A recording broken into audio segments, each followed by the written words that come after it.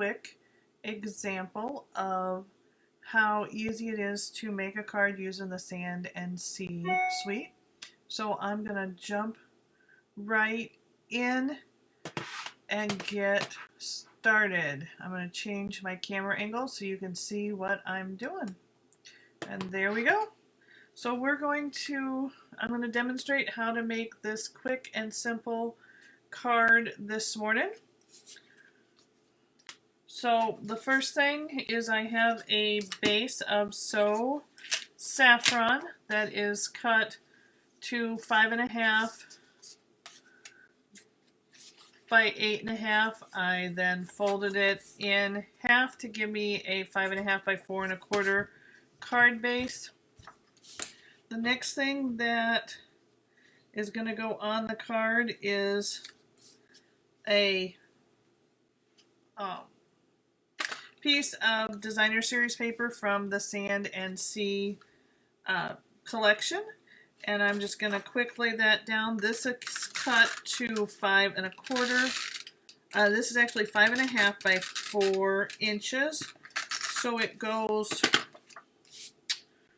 edge to edge on the card base at the top and bottom, but it gives us just a little bit of a border on either side. So that's down. That's the card base. The other thing I'm doing to the card base is I am going to adhere a piece of Very Vanilla. This one is cut to 5.25 by 4 inches, and I will update all these measurements in the comments for you so you'll have them. But it's again 5.25 inches by 4 inches, so we get that border all the way around. I'm going to just quick open my Sahara Sand stamp pad, and I'm going to add a cute little stamp of a seashell in each of the corners of my paper, so you can see the little seashell there. That just gives it a little bit more when you open the card, but I want lots of room to write a personalized note in there.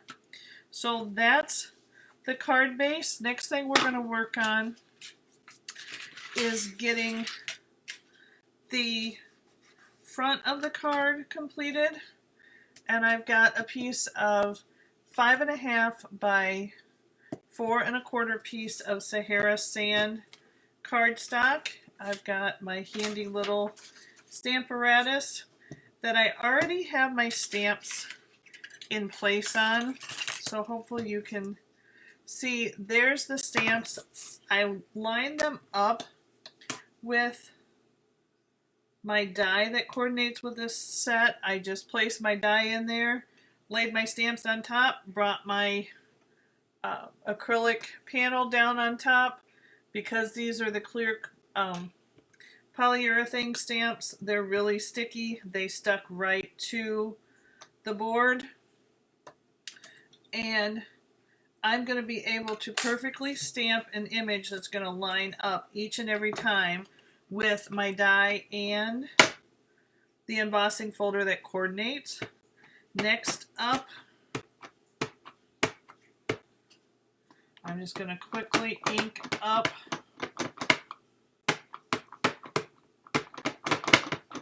my stamps.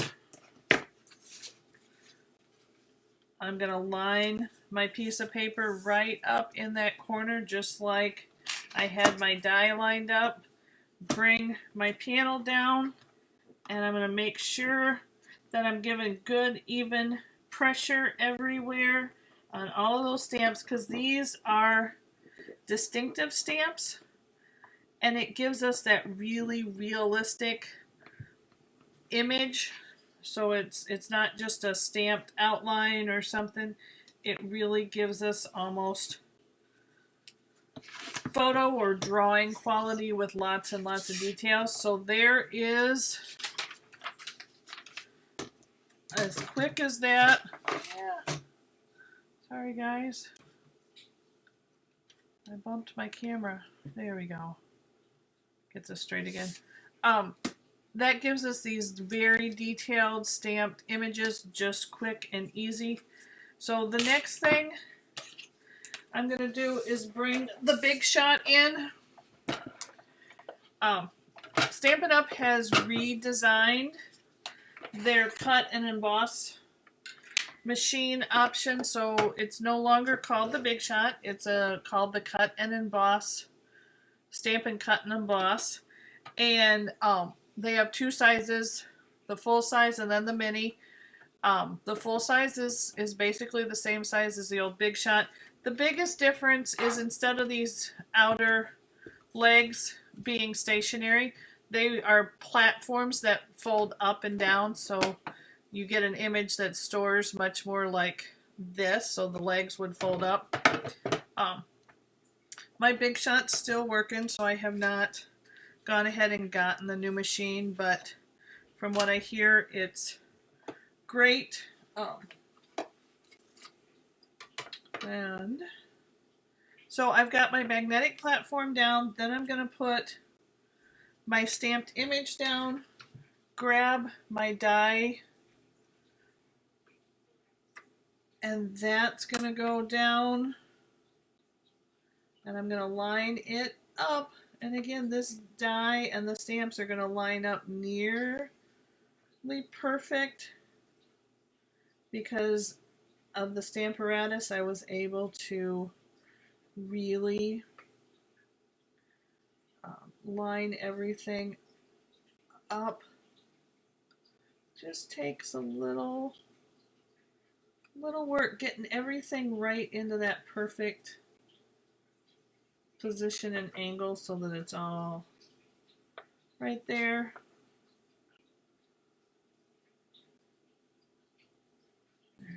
Alright, we're going to go with that. So I've got my magnetic base platform, then I've got my cutting pad, my clear cutting pad, and then I'm going to put another one on top of my cardstock and my die, and into the machine it goes. I'm going to hear a little clunk probably. And there it is. Everything is through.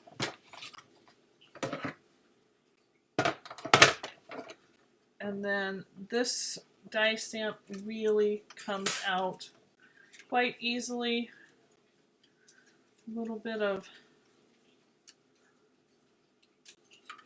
just remove all of the die cuts. I'm going to grab my Take-A-Pick tool and just gently poke out all of the cutouts in there.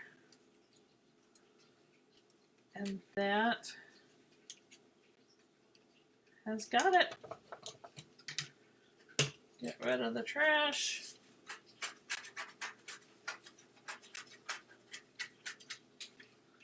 So there is my die cut image of all of the shells and some seaweed, aquatic plants to go with it. Now we're going to emboss, so I'm going to quick switch out my platform. Now, if you still have the old Big Shot and you haven't ordered the new Stampin' and Emboss machine, I'm going to give you a little tip, because there's been some people that have not been able to get their 3D folder through, because these 3D embossing folders are thicker than the old or even the regular embossing folders. So you have to sandwich things just slightly differently, but this quickly and easily lines up. You can see through the folder how perfectly that lines up. So I've got my multi-purpose platform with all of the tabs closed. I'm going to lay my embossing folder with my cardstock in it right on the platform. Normally you sandwich everything between two of these plates. This time the plate's just going to go on top. Through the machine we go, and this is going to clunk a little bit. It's okay. There we go. It's through. And I will show you how nicely embossed this is. I mean, we've got there's a little embossing texture on the seaweed, the seashells. I mean, you can feel it, you can see it in person, but through the camera, if I flip it over, you can see all of that detail that's being shown on the other side. So we've got the front of our card taken care of. I'm going to quick get that out of the way. Bring back the card base that we built up. I am grabbing my fine tip glue pen. And I am just going to use it to put glue around. And I'm going to work rather quickly so that my glue doesn't dry up on me in places, and it's still got good strong adhesive. But I really like to make sure that I'm getting these fine points adhered down, which is why I'm using my fine tip glue pen, so that if you put them in an envelope, they get handled just a little bit. They're not getting caught on everything and getting wrinkled up. So that's why I take the time to glue down those sides, and I'm not so worried about the seashells. And in fact, those have a lot of embossing on them, so it's the paper doesn't contact to adhere as well as these finer details. And this does dry clear, so you're not going to see adhesive if it does ooze out a little bit. I am putting some glue down on that just to make sure we get as much adherence as we can, because this is a big piece. But I just love this set and how everything coordinates together. I mean, the embossing folder coordinates with the die cuts, so you can really add a lot, but your card's still very simple, but there's a lot of details to it. Alright, so there is that adhered to the front. I'm going to set that aside for just a minute. Let that dry while we take care of the sentiment.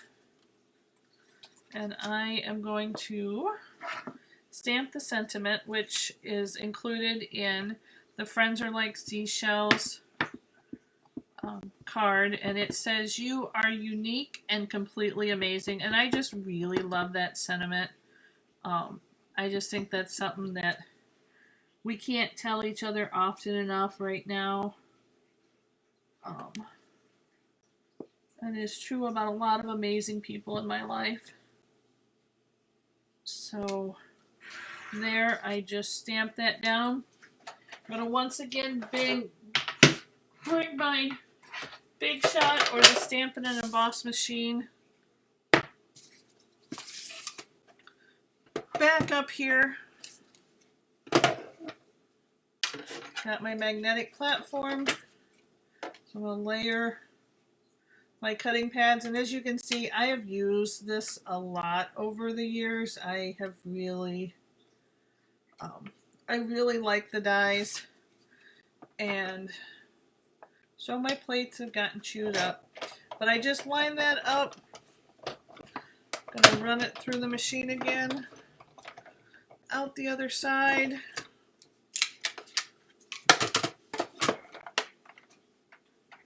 And we have got a stamped cutout sentiment.